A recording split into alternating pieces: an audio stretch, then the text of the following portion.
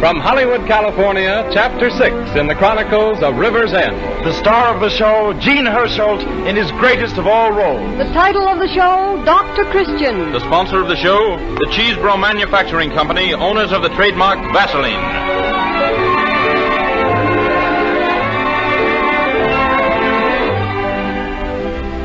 These programs, starring Jean Hersholt, famous screen actor in the role of Paul Christian, the Doctor of River's End, come to you each Sunday afternoon at this hour with the good wishes of the makers of Vaseline preparations. Each product bearing the trademark Vaseline is the best of its kind that can be marketed. All the Vaseline products are manufactured with the same degree of scrupulous care, are sterilized in the process of manufacture, and are packed in sterilized containers. And now to our story of Dr. Christian. It begins in his suite of offices on the main street of River's End. Judy! Oh, Judy! Yes? Say, what's the matter with this necktie? It doesn't look right. Where does this end go? No, that's wrong. Here, let me fix it. How those clever surgeons' hands can be so clumsy over a little thing like tying a necktie. Well, to do a good job on myself, I ought to be put on anesthetic. Hold still. In fact, it might be a good idea if I were on anesthetic until this wedding is over. There. Now, let me look at you. Well, do you think I'll do? You're a perfect example of what the well-dressed wedding guest should wear. When I went to school, we learned a poem about a wedding guest. The wedding guest hair beat his breast. Well, now I know why. Because he had to dress up in clothes like these. You don't fool me one bit about those clothes, Dr. Christian. You like to dress up. Yeah. If you didn't, why you dress so early? 3 hours till the wedding. I know it, but I have to make a call, and it won't... Got to be back at the office, you see. Well, don't forget you're to give the bride away, and it's customary to call for her in time to get to the ceremony. Wedding without a bride isn't much of an affair. Oh, I'll be there under that.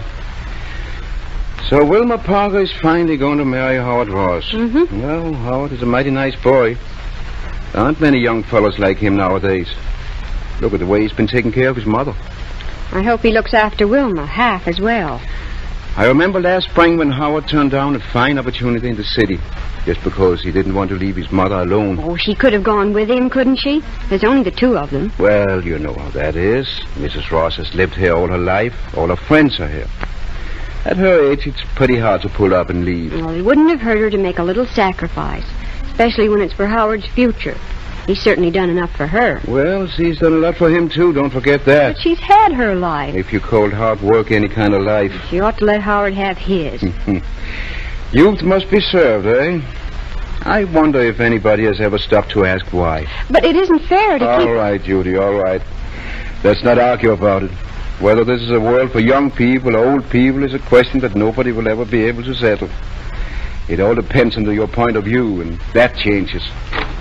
Oh, why, Wilma. Well, here comes the bride. Hello, Wilma. I'm not a bride yet. And I won't be if Miss Spence doesn't get my dress finished. She's still working on it. What are you going to do? Well, let's call the wedding off. We'll save her old shoes and wear them a little longer. Well, I can't possibly pick up the dress, get clear out to my sister's and back again. So I'm going to dress at Miss Spence's house. And I'll meet you and Dr. Christian right here at 2 o'clock. How soon after the wedding are you leaving? We're catching the Red Chieftain tonight. But that's a secret. I've got to run along. I've got a million things to do. Well, look, we'll meet you here. Wilma, Then... I hate to hurry you. Oh, come in, Howard, come in. We haven't got much time. Howard Ross, I'm surprised. Don't you know it isn't proper to see your bride till you meet her at the wedding? Try and stop me. Oh, Dr. Christian, do you allow things like this in your office? He kissed her. Mm-hmm. Well, young man, you're going to have to marry her. Try and stop me from doing that, too. We do have to go. Howard and I have some last-minute errands to do. Bye. Goodbye, Dr. Christian. Goodbye. Oh, I'll meet you here, Wilma, and Howard, I'll see you at the wedding. All right, Doctor. She looks positively radiant. Well, happy as the bride the sun shines on. Say, I'd better be making that call. All right, but please, Dr. Christian, please be here at 2 o'clock. Oh, I'll be back by 1:30. Oh, say, Judy. What do I have to do when I give the bride away? You just give her your arm and walk toward the minister. Here, I'll show you. No, stand on the other side of me. Oh, on this side? Yes. Mm-hmm. Now. Da da da da da da da da da da da da da Am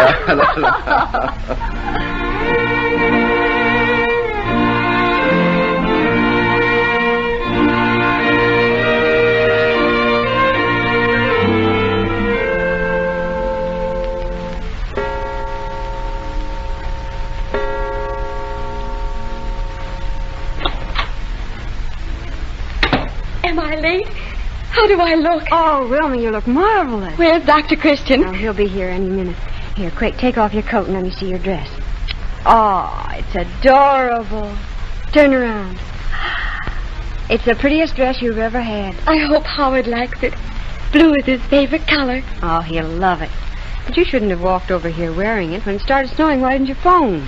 I'd have had Dr. Christian call at Miss Spence's for you. Is it snowing? It's been trying to ever since noon. I hadn't noticed it. No, of course not. As far as you're concerned, it's June and all the roses are in bloom. Oh, Judy, I'm so thrilled and so happy that I... Now, wait a minute.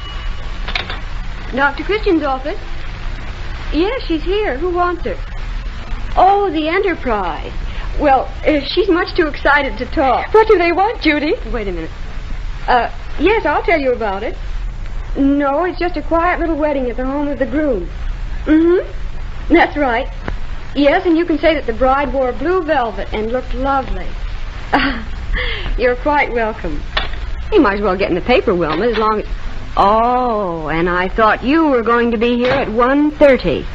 I had another call. Mrs. Ross is ill. Mrs. Ross? I don't know how serious it is yet, but...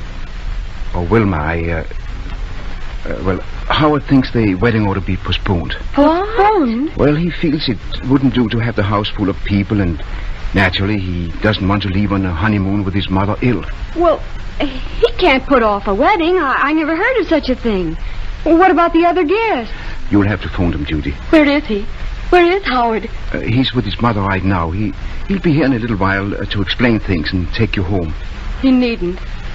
I'll go alone. Now, Wilma, you can't walk way out there. No, you'll spoil your dress. What difference does it make? Oh, now, don't be silly. You act as if it's Howard's fault. He feels as badly about it as you do. I know it's disappointing, but it probably only means putting the wedding off for a day or two. Why couldn't we have had the wedding someplace else? It didn't have to be at his house. When he comes, suggest that to him. He didn't stop to think. When he comes, I won't be here. Goodbye, Judy. Oh, no, hold on. No, it's snowing. If you won't wait for Howard, I'll drive you home. Oh, but at least you ought to give him a chance to explain. He doesn't have to explain. I know all about it. I've known about it for 3 years. It isn't Howard, it's his mother. She doesn't want Howard to marry me. And there's nothing the matter with her. It's just a trick to keep him from me. Oh, Wilma. Oh, Mrs. Ross wouldn't do a thing like that. Oh, wouldn't she? She's been doing it ever since Howard and I started going together. Interfering, scheming, and plotting. Taking advantage of everything to keep us apart. I'm sure you're mistaken, Wilma. Oh, no, I'm not. This isn't the first time she's interfered with our wedding. I've always tried to make people believe it was I who put it off. I didn't want to be humiliated. Now she's not even sparing me this. By this time tomorrow, the whole town will know that Howard Ross has walked out on me. Oh, but he hasn't. That's what they'll all think. Try to make them believe anything different. What a laugh they'll get out of it. What a laugh. Judy, phone the guests and tell them that the wedding is postponed on account of the sudden illness of the groom's mother. It's doctor's order. Oh, Wilma! Wait! Wilma!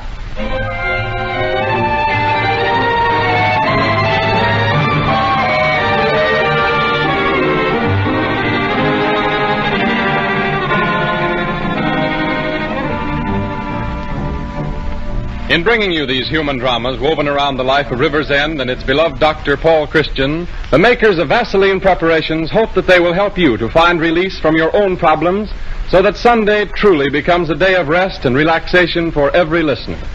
For more than 50 years, Vaseline Petroleum Jelly has been contributing to the nation's comfort in a practical and material way, too. Try it, for example, on work-roughened hands and see how quickly it soothes them. Many occupations, cement workers, stone cutters, mechanics, miners, furriers, and of course housewives, to name only a few, find that their work is particularly hard on the hands, causing roughness, irritation, even hangnails and broken skin. Vaseline Jelly is the best friend of such workers. Keep a jar or tube in your locker or on the kitchen shelf, just for use on your hands after you wash up for the day. Massage it thoroughly into the skin and wipe off the surplus. If you do this regularly every day, it will put an end to roughness, redness, and chapped skin. It's an inexpensive remedy, too. Only 10 cents a jar, anywhere in the United States.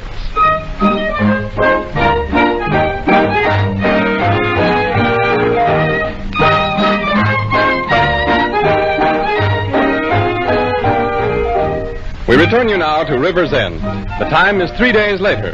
Dr. Christian is out on his rounds and has just stopped at the Ross home. Mrs. Ross is seated in an easy chair in front of a cheerful, blazing fire. Well, so you're up already. Looks like I'm not particularly needed here. Hello, Dr. Christian. Mother felt so much better this morning that she thought she'd come downstairs. Yes, I'm afraid I'm not going to be a very profitable case. I have to phone the office, Mother.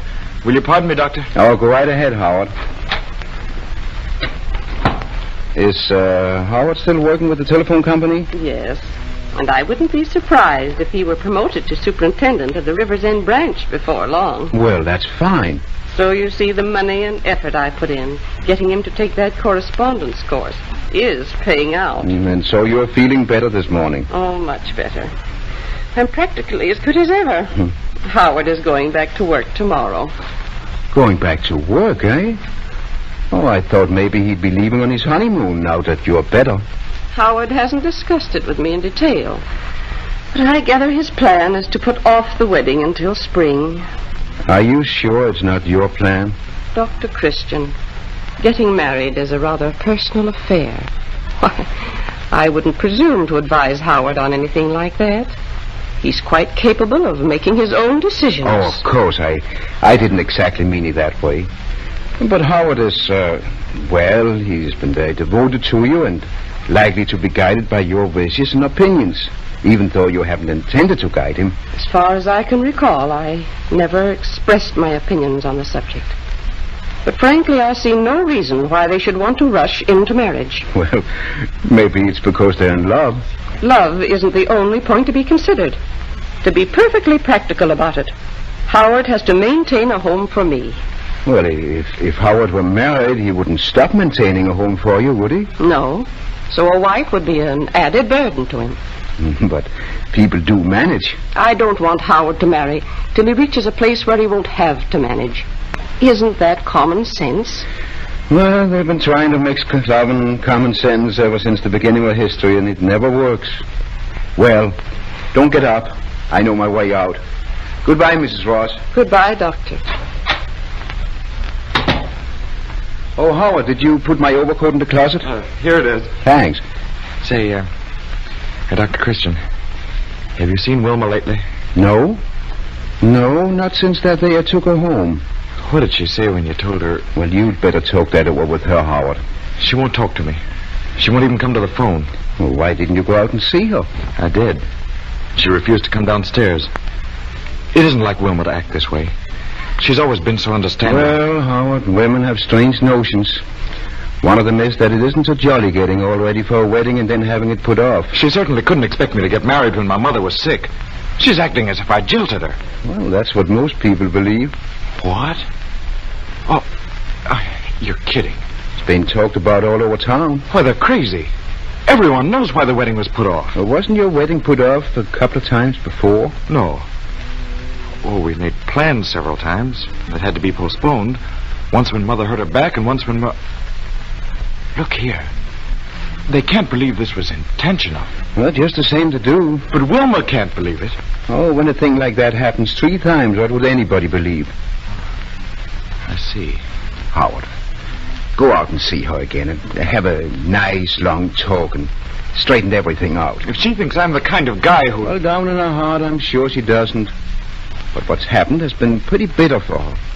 It's up to you to make some kind of amends. I've tried to explain and she won't listen. All right, she doesn't have to. Oh, you're angry now. People always get kind of a satisfaction out of being angry. But the anger won't last. And when it goes, it'll leave an empty space. An empty space that nothing will ever fill. Well, I'm not going to apologize to her. I haven't anything to apologize for. I'm not going to be humiliated. Humiliated? That's the word she used. Why are people so afraid of being humiliated? Willing to go to any lengths to protect a little conceit. Just the same, if she expects me to come crawling, she's mistaken. All right, Howard. All right. Let's forget about it. Goodbye. Oh, wait a minute. Listen. You call her up and tell her that I... What? Nothing. Goodbye.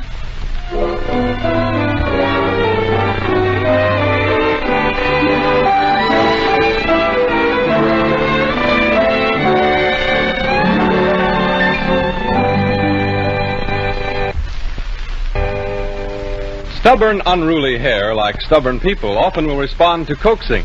Why not try a little Vaseline hair tonic applied with the palms of the hands and brushed into the hair to make your hair tractable? It won't resist very long, we can assure you. For the Vaseline hair tonic spreads evenly over the hair, making it pliable and giving it just enough sheen and luster to look well groomed. More important, however, than good grooming is hair health. Dryness of the scalp, scaliness or dandruff, and falling hair are indications that the scalp is not functioning as it should. You can stimulate the scalp to normal functioning by this simple scalp care. Each time that you shampoo the hair, give the scalp a good workout with Vaseline hair tonic first. Massage the scalp till it tingles with the increased flow of blood to the hair roots. And after a few moments of this treatment, shampoo the hair with any mild soap. You will find when the hair is dry again that it actually looks and feels cleaner and softer. Vaseline hair tonic comes in 2 sizes, priced at 40 and 70 cents. The 40-cent size will give you 6 to 10 scalp workouts, as well as keeping the hair groomed in between times. Surely this is a very small investment for you to make for hair and scalp health.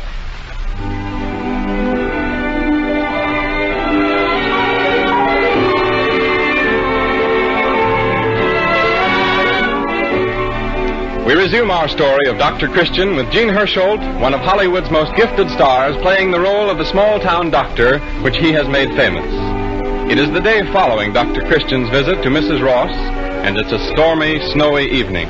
The scene is again laid in the doctor's reception room. I'll phone and see if she's here. Hello? Hello? What's the matter here? Hello? Hello?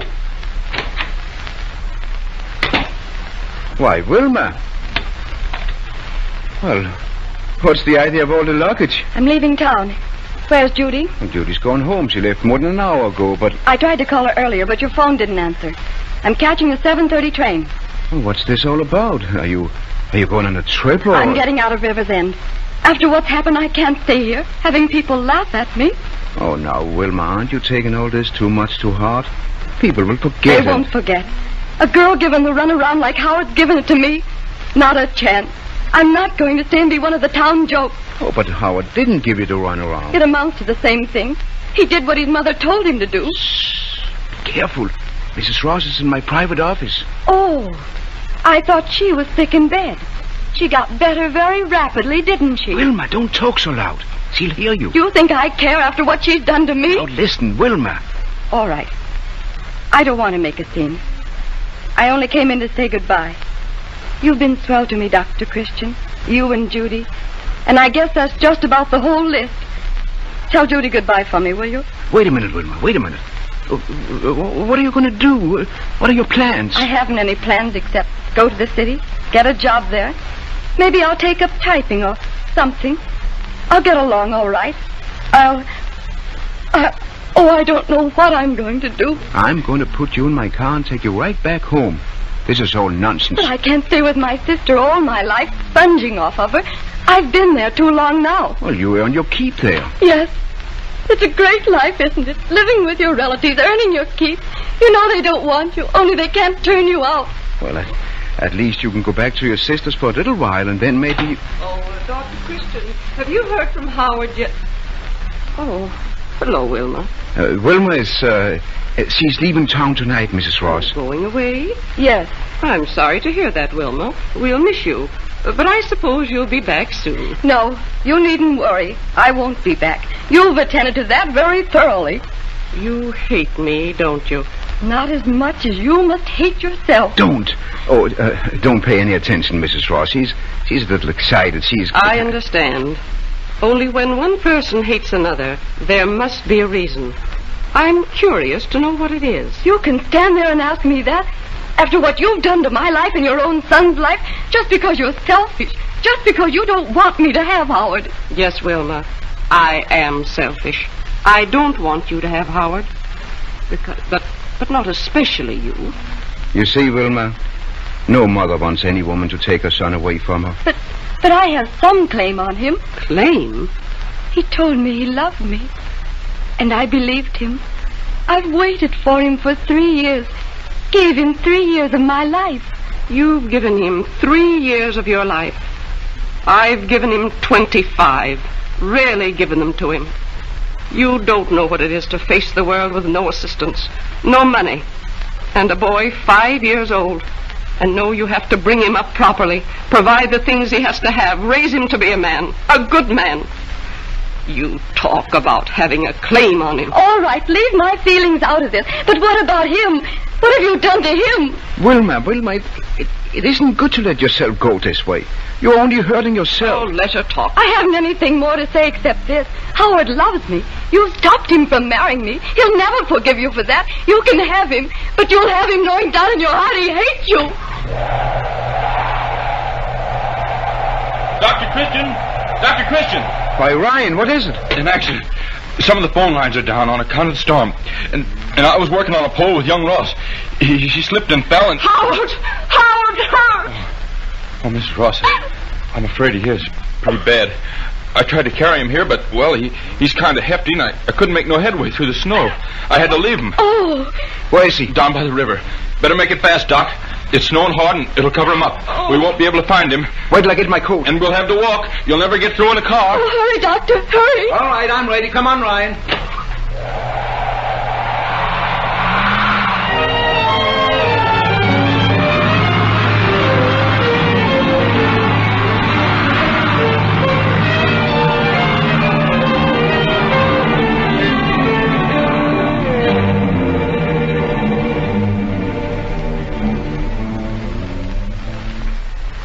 What time is it now? A little after 2. 7 hours. They've been gone 7 hours, and still no word. They haven't found him. They must have found him by this time. They might have taken him home. Taken him home instead of bringing him here. That's it. He's at home. Phone the house. Telephone. Hello? Hello? I forgot. The phone's dead. Oh, let me try. Hello? Central. Hello? Oh. It's no use. If they were at the house, Dr. Christian would have sent word to us. I'm not going to give up. Howard's too young to die. There's no reason why he should die. Life couldn't be that cruel. You don't know how cruel life can be. Or is it life? Isn't it just ourselves? Listen, there's someone coming. I'm sure I heard voices. Who? Oh, who is it? I can't see. The window's covered with frost. Oh, look out the door.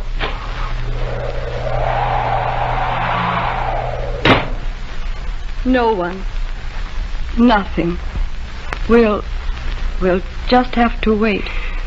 Seems a woman is always waiting. Waiting for her sweetheart's knock at the door. For her baby to come. For the children to return from school. Her husband to come home from work. Always waiting for someone. And then sometimes he doesn't come. Oh, he will come. He will. Every morning I pray that he'd be brought back to me safely. Every day ever since he was a little boy. And started off alone to school. Now. Oh, Wilma. I loved him so much. I love him, too. Don't cry. My dear. Why did I have to be the way I was? Why didn't I realize you weren't taking him away from me? That we both could have had him. Hush, Mrs. Ross. All that's happened. What does it matter now?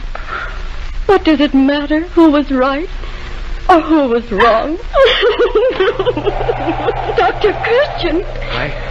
I tried to call you, but the phone isn't working. Where is he? Where is he? We took him to Spot Powell's, the nearest house. You'd better come. He's been asking for you. Both of you.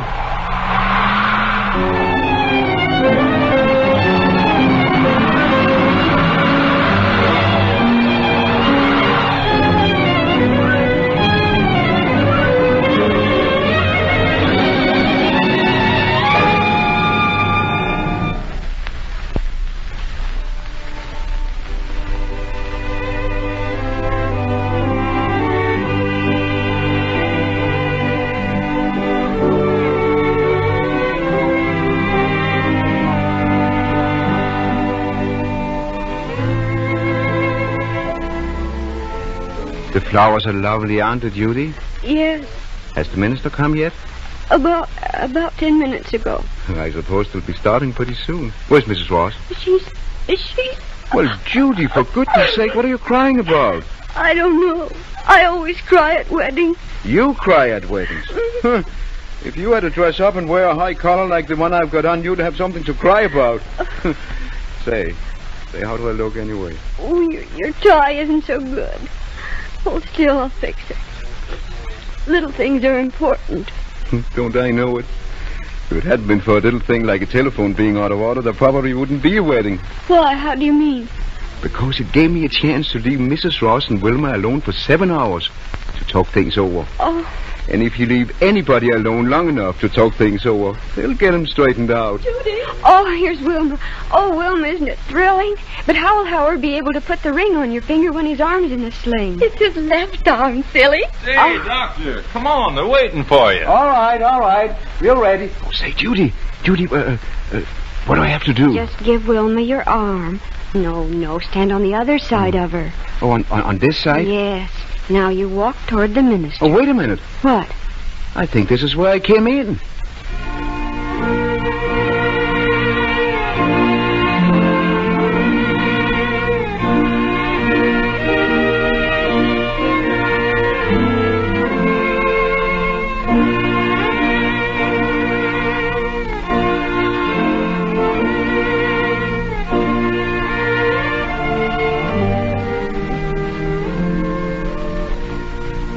And so we bring to a close another chapter in the life of Paul Christian, the Doctor of River's End. Jean Hersholt, popular Hollywood star, plays the title role in this series through the courtesy of 20th Century Fox. And now for a last bit of drama before we call it a day. Jimmy, come here. What on earth is that around your hand? A bandage? A bandage? Did you hurt yourself? No. Then why is the bandage around your hand? Well, you see, Mom, Eddie and me were working on our airplane models and then I sort of slipped. Oh, then you are hurt. No, I ain't. Well, here, let's have a look at that hand. And, Jimmy, don't say ain't. It don't hurt, Mom. Honest. Well, you did give yourself a gash. That seems to be all right. Yes'm. As soon as it happened, we washed it good and put some Vaseline jelly on it. Quick first aid measures will prevent many cases of serious infection. So if you have children in your family, you can't begin teaching them too soon how to care for all their little minor cuts, burns, and scratches. Doctors will approve the use of Vaseline jelly for first aid cases of this kind. So keep a bottle or tube handy where the children can get at it. Vaseline jelly is safe and reliable, and it costs only 10 cents a bottle. When you buy, be sure you look for the trademark Vaseline on the package. If you don't see it, you are not getting the genuine article. Prices of Vaseline products mentioned on this program apply only in the United States. The story of the attempted suicide and the blind boy who saw for the first time, which we told you on this Dr. Christian program last Sunday, has been chosen by the Columbia Network as the dramatic high spot of the week.